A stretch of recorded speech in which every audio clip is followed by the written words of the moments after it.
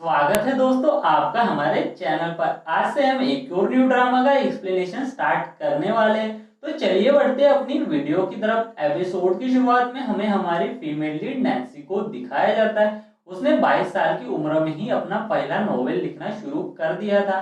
Nancy अपने favourite writer जीचंग का autograph लेने के लिए एक सेशन में जा रही होती है कि तभी वहां पर रास्ते में उसे एक लड़का मिलता है। वो पल भर में ही उससे दोस्ती कर लेता है क्योंकि वह भी ऑटोग्राफ सेशन में जा रहा था।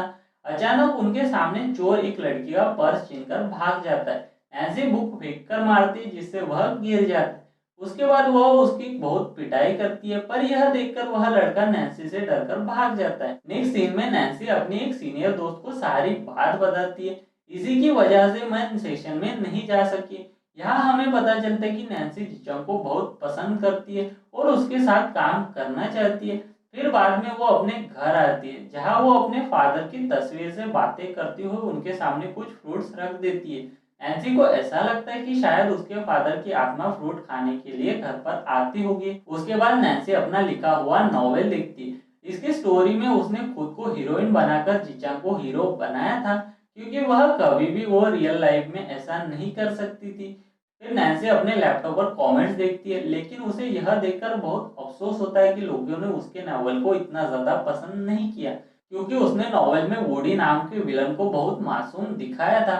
अब लोग चाहते थे कि नॉवल में रोमांटिक स्टोरी के अलावा कुछ एडवेंचरस भी होना चाहिए। लोगों के सजेशन को ध्यान में रखकर वो विलेन वुडी की स्टोरी बदलकर उसे एक बुरा इंसान दिखाती है जो लोगों पर अत्याचार करने के साथ ही साथ उन पर रहम भी करता है। नैन्सी के नॉवेल में वुडी कुछ आदमियों से लड़ने के बाद नैन्सी के पास जाकर उसे रोक लेता है क्योंकि वह नहीं चाहता है कि जिचंग के साथ उसकी शादी हो सके।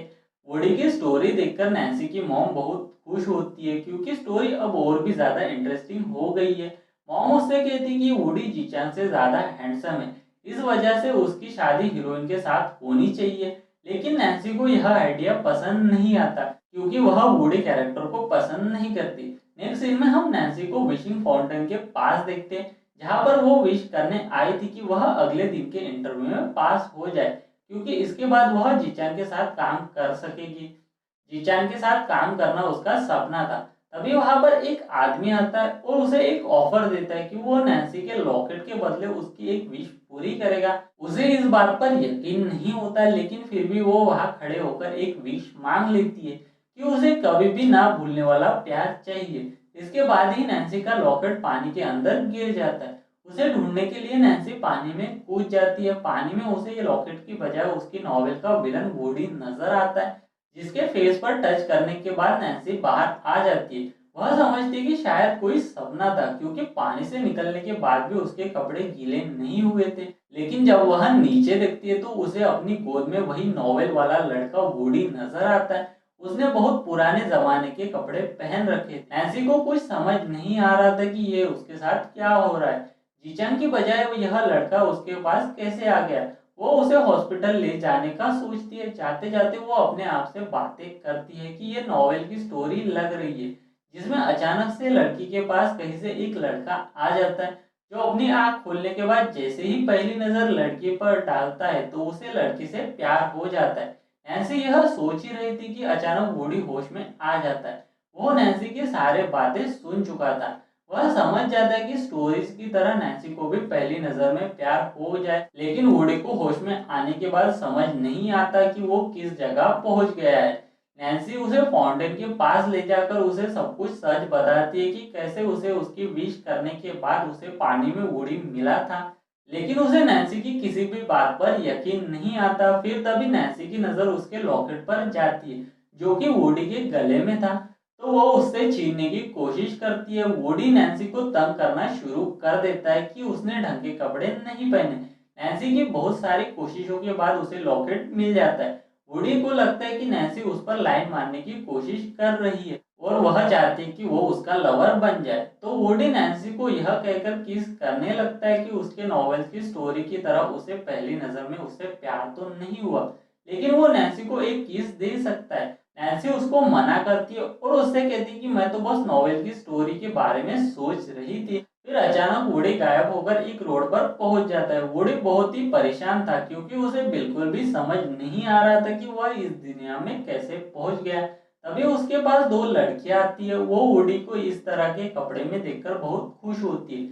वो उसके साथ सेल्फी लेकर चले जाते हैं। बाद में वुडी एक लाइब्रेरी के बाहर आता है जो रात होने की वजह से बंद हो चुकी थी, लेकिन वुडी उड़ता हुआ लाइब्रेरी के अंदर पहुंच जाता है। यहाँ पर वुडी को बहुत सारी बुक्स पढ़ने के बाद पता चलता है कि वह 500 साल पहले वाले जमाने से फ्यूचर में आ गया है और यह दुनिया उसकी दुनिया से बहुत डिफरेंट है। लेकिन उसे यह समझ नहीं आता कि वह फ्यूचर में किस वजह से आया है। दूसरी तरफ नैन्सी गुस्से से घर जाकर मॉम को वुडी के बारे में बताती कि उसे एक बहुत अजीब लड़का मिला था जिसने उसका सारा मूड खराब कर दिया।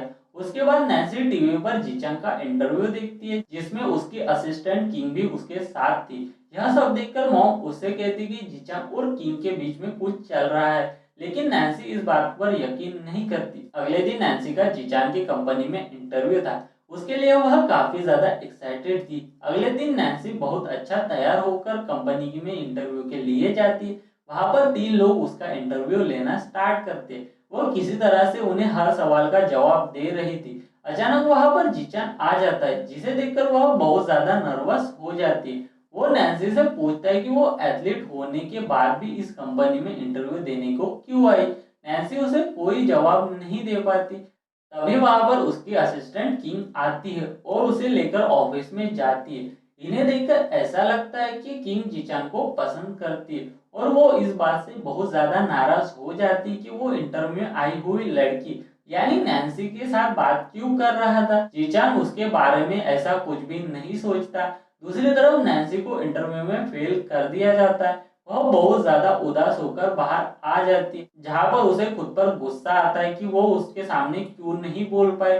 फिर नैन्सी वहां से निकलकर कॉफी पीती है। कॉफी पीने के बाद वह बहुत ज्यादा फ्रेश फील करती है और दोबारा से जीचान के बारे में सोचते हुए वहां से जाने लगती है। पर नैन्सी की हील रोड में बने हुए गड्ढे में फंस जाती है। वो उसे निकालने की बहुत कोशिश करती है लेकिन नाकाम होने की वजह से किसी को हेल्प करने के लिए बुलाना शुरू कर देती है। नैन्सी जैसे ही हेल्प के बारे में सोचती है तभी नैन्सी की लॉकेट से किसी अजीब तरह की रोशनी निकलना शुरू हो जाती है जिसे वह देख नहीं पाती। जबकि दूसरी तरफ वुडी अभी तक लाइब्रेरी में बुक पढ़ रहा था, लेकिन उसे उतनी सारी बुक पढ़ने के बाद भी अपने सवाल का जवाब नहीं मिल पाता कि वो फ्यूचर में क्यों आया है। तभी उसे अपने कानों में अचानक से नैन्सी की आवाजें सुनाई देने लगती है कि नैन्सी को इस वक्त हेल्प की जरूरत है। यह सुनकर वुडी वहां से गायब होकर नैन्सी के पास पहुंच जाता है कि शायद इस लड़की की वजह से वो फ्यूचर में आ गया है। शायद इसलिए उसे इतनी दूर से नैन्सी की आवाज भी सुनाई दी है। वो यह सब सोच ही रहा था कि एक फूल बेचने वाली लड़की फ्री में वुडी को एक फूल देती है तो वो यही फूल नैन्सी को दे देता है। इसके बाद नैन्सी उसको अपना नाम बताती है और नाम सुनकर वुडी को यकीन हो जाता है कि वो इसी लड़की की वजह से फ्यूचर में आ गया है। और इसी के साथ एपिसोड का दी एंड होता है। इसके आगे की कहानी हम अगले पार्ट में देखेंगे। मिलते हैं दोस्तों इसके नेक्स्ट पार्ट के साथ। Thanks for watching.